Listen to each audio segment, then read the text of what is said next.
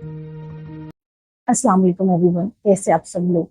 आज हम एक बहुत ही इम्पोर्टेंट इशू के बारे में बात करने जा रहे हैं जो स्पेशल नीड बच्चों को जो है बहुत ज़्यादा फेस करना पड़ता है, दैट इज स्लीप इशू। इनके नींद के मसाइल इन बच्चों को बहुत ज़्यादा होते हैं।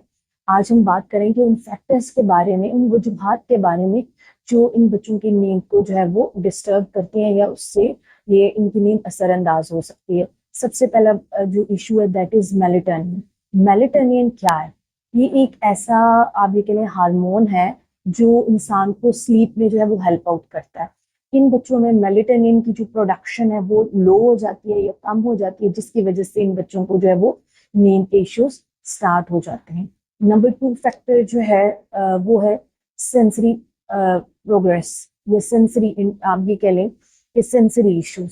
सेंसरी इश्यूज दो तरह के होते हैं। समटाइम्स कुछ बच्चे सेंसरी ओवरलोडेड होते हैं, यानी कि उन बच्चों को अगर हेयरिंग से रिलेटेड सेंसरी इश्यूज आ रहे हैं तो उनको बहुत ज़्यादा लाउड वॉइसेस पसंद नहीं होंगी और बहुत ज़्यादा शोर से वो इरिटेट होंगे, कानों पे हाथ रखेंगे।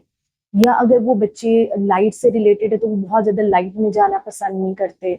या फिर बच्चों को टैक्टाइल यानी कि हाथ से रिलेटेड सेंसरी इश्यूज हैं तो वो जो है वो बच्चे डिफरेंट टेक्सचर्स को हाथ लगाना पसंद नहीं करेंगे या पानी में या लिक्विड चीज में हाथ डालना पसंद नहीं करेंगे।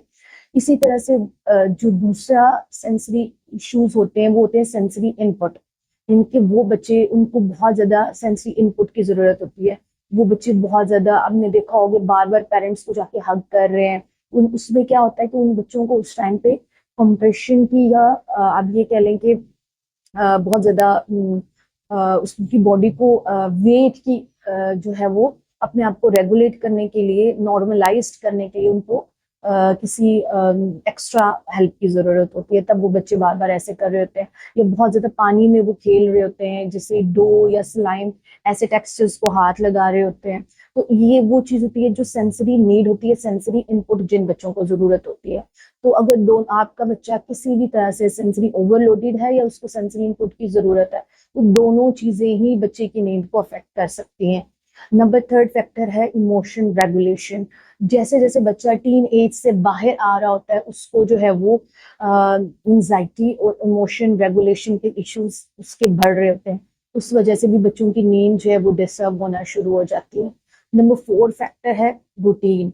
जब तक आपके बच्चे की अच्छी रूटीन नहीं बिल्टअप होगी, आपके बच्चे के नींद के इश्यूज भी जो हैं वो आपको फेस करने पड़ेंगे। तो अगर आप चाहते हैं कि नींद के इश्यूज ना आए तो आप बच्चे की बहुत अच्छी रूटीन बिल्टअप करें। 21 डेज का साइकिल है, आप 21 डेज एक रूटीन को, एक अच्छी रूटीन को बिल्टअप करें तो डेफिनेटली आपके बच्चे की काफी हद तक नींद के इश्यूज हैं वो सॉल्व हो सकते हैं। The number 5 is medical condition. Medical condition like जैसे आपका हो गया एपिलेप्सी है या स्लीप अपीनिया है या फिर रिफ्लेक्स के इश्यूज हैं या फिर कुछ बच्चों के अंदर जो है वो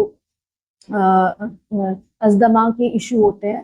तो ये भी वो इश्यूज हैं जो इन बच्चों की स्लीप को या नाइट स्लीप को या एक जो स्लीप का पैटर्न है उसको जो है वो डिस्टर्ब कर सकते हैं।